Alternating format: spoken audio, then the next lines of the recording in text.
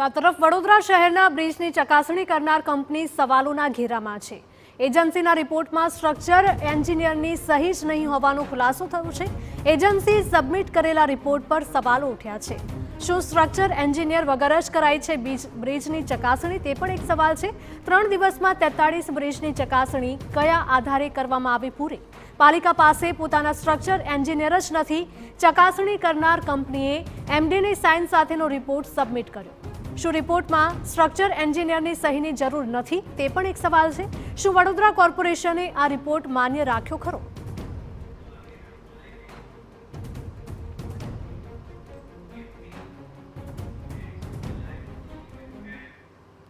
તો આજ મુદ્દે અમારા સંવાદદાતા અંજલિ લાઈવ જોડાયા છે। અંજલિ, શહેરના બ્રિજની ચકાસણી કરનાર કંપની હવે સવાલોના ઘેરામાં આવી છે।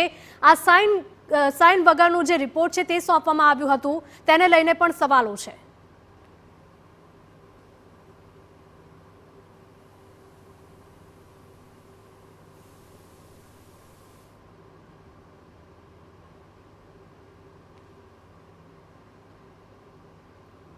ફરી એકવાર સંપર્ક કરવાનો પ્રયત્ન કરીશું અમારા સંવાદદાતા સાથે। તો વડોદરાની આ ઘટના છે। શહેરના બ્રિજની ચકાસણી કરનાર કંપની સવાલોના ઘેરામાં છે।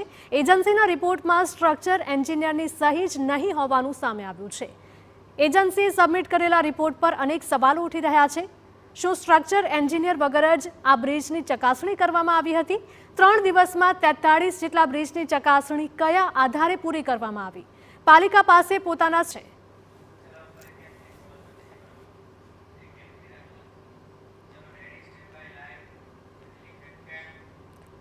સંવાદદાતા અંજલિ ફરી એકવાર લાઈવ જોડાયા છે। અંજલિ, એજન્સીના રિપોર્ટમાં સ્ટ્રક્ચર એન્જિનિયરની સહી જ નથી, જેને લઈને અનેક સવાલો ઉઠી રહ્યા છે। જી અંજલિ।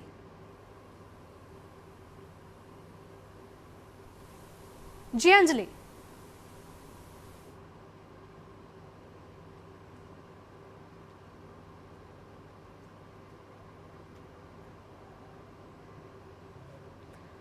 ઇન્સ્પેક્શનની અંદર જે પણ એજન્સી દ્વારા રિપોર્ટ કરવામાં આવતા હોય છે તે એજન્સી દ્વારા પોતાની જે તેમના થકી આ રિપોર્ટ કરવામાં આવે છે, પરંતુ આ જે રિપોર્ટ સબમિટ કરવામાં આવે છે તેની અંદર ફક્ત અને ફક્ત કંપનીના જે એમડી અને કોફાઉન્ડર છે તેઓની સાઇન સાથે રિપોર્ટ સબમિટ કરી દેવાયા છે। હવે જો કોઈ પણ પ્રકારની દુર્ઘટના બને, પાદરા બ્રિજની જે દુર્ઘટના બની તે પ્રકારની જો કોઈ દુર્ઘટના ઊભી થાય તો તેની પાછળ જવાબદાર કોને માનવા તે અહીંયા મોટો સવાલ છે। કંપનીઓએ એજન્સીએ પોતાની કામગીરી કરી દીધી હોવાની વિગતો છે તે આપી દીધી છે, પરંતુ જે જરૂરિયાત છે, જે કામગીરી યોગ્યપણે થવી જોઈએ તે યોગ્ય રીતે નહીં થતા અનેક સવાલો ઊભા થઈ રહ્યા છે। બિલકુલ અંજલિ, સવાલ એ પણ ઊભો થઈ રહ્યો છે કે 3 દિવસમાં 43 જેટલા બ્રિજની ચકાસણી કઈ રીતે થઈ શકે? રાખ્યો છે તો સંપર્ક કપાઈ ગયો છે। ફરી એક વખત પ્રયત્ન કરીશું સંપર્ક કરવાનો।